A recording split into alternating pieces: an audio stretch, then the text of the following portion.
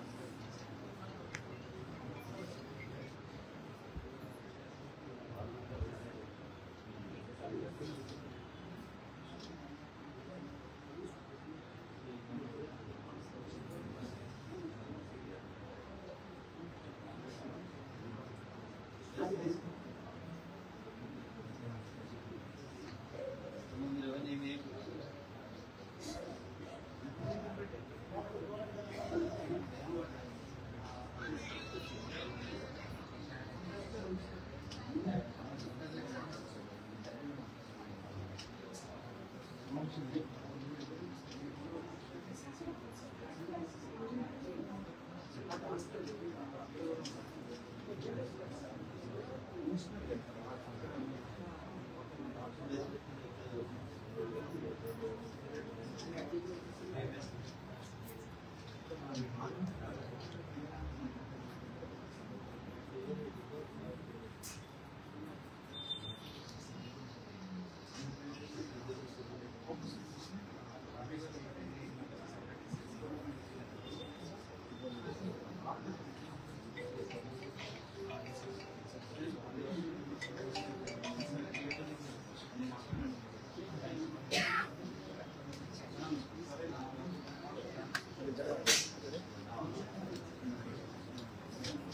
సరే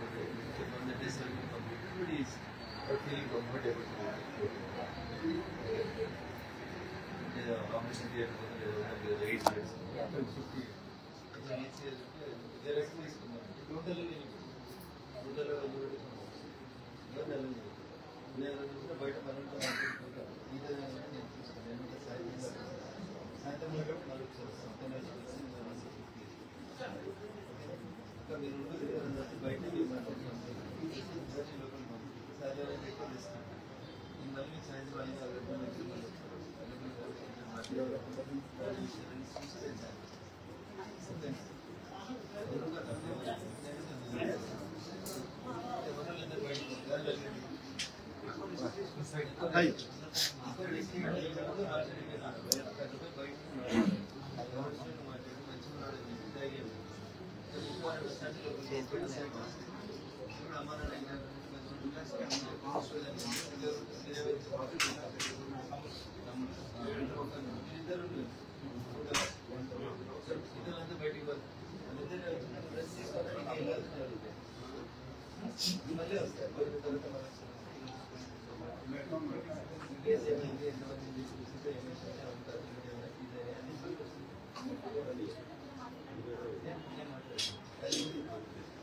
సర్వేషన్లో ఉన్నాడు మళ్ళీ మనం ఇంత ప్రెషర్